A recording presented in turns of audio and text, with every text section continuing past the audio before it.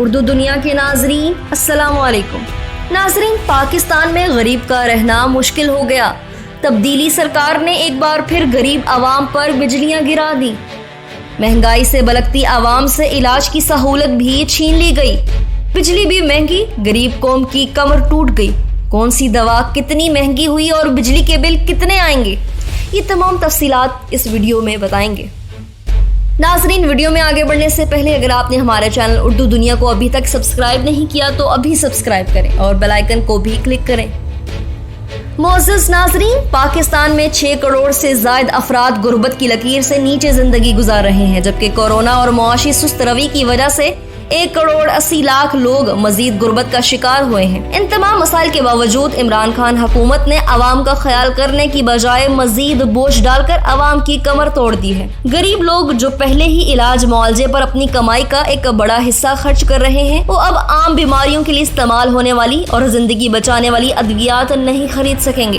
یہی نہیں، وہ ادویات جو کہ بچے کی پیدائش کے بعد استعمال کی جاتی ہیں، ان کی قیمت میں بھی ہوشربا اضافہ کر دیا گیا ہے۔ یعنی اس پاکستانی قوم کو بچے کے لیے بھاری قیمت ادا کرنا ہوگی۔ جی ہاں ناظرین، موجودہ حکومت نے ادویات کی قیمتوں میں 262% تک اضافہ کر دیا ہے۔ حکومت کا کہنا ہے کہ مارکیٹ میں ادویات کی کم دستیابی، ڈالر کی قیمت میں اضافہ اور خام مال مہنگا ہونے کی وجہ سے ادویات کی قیمتوں میں اضافہ کیا گیا ہے، جس کے باعث ادویات کی قیمتوں میں 262% تک اضافے کی منظوری دی ہے۔ ناظرین، ان ادویات میں بخار، سر درد، امراض قلب، ملیریا، شوگر، گلے کی خراش اور فلو کی ادویات شامل ہیں۔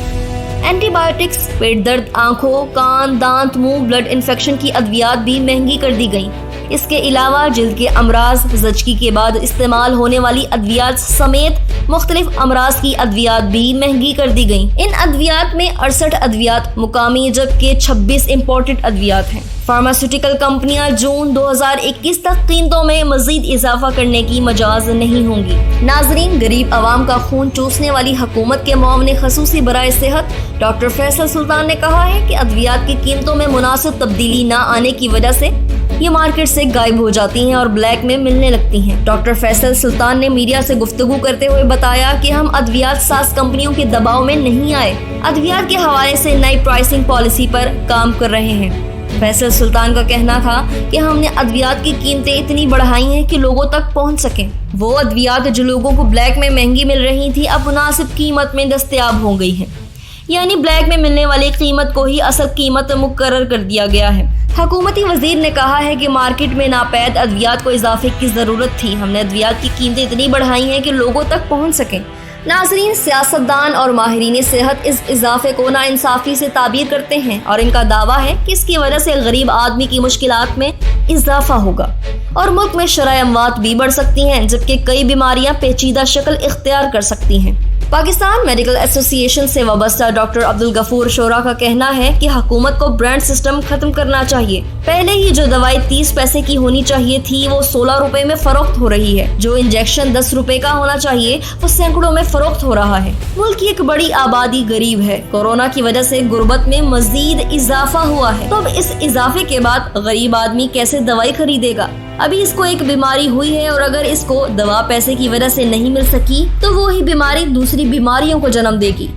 تو غریب مریضوں کے لیے یہ تباہ کن فیصلہ ہے۔ حکومت کو چاہیے وہ برانڈ سسٹم ختم کرے اور جنیرک سسٹم لے کر آئے۔ ناظرین، داستان صرف یہی ختم نہیں ہوئی، تبدیلی حکومت نے غریب عوام پر بجلی بم بھی گرا دیا ہے۔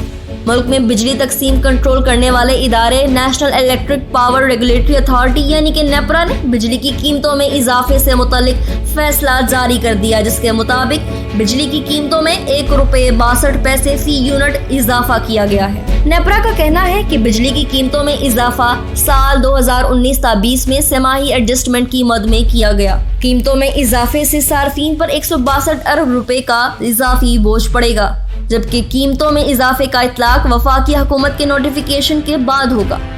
اس اضافے کے اطلاق کے بعد 2018-19 کی ایڈجسٹمنٹ ختم ہو جائیں گی۔ 2018-19 کے لیے نیپرا نے 93 پیسے، 33 پیسے اور 20 پیسے فی یونٹ وصول کیے جا رہے ہیں۔ گزشتہ ایڈجسٹمنٹ ختم ہونے سے صارفین پر نئے اضافے کے اثرات نہیں آئیں گے۔ نئے آنے والے ناظرین سے ایک بار پھر گزارش ہے ہمارے چینل کو سبسکرائب کریں اور گھنٹی کے بٹن کو کلک ضرور کریں. ویڈیو پسند آنے پر فیس بک اور واٹس ایپ گروپس میں بھی شیئر کر دیں.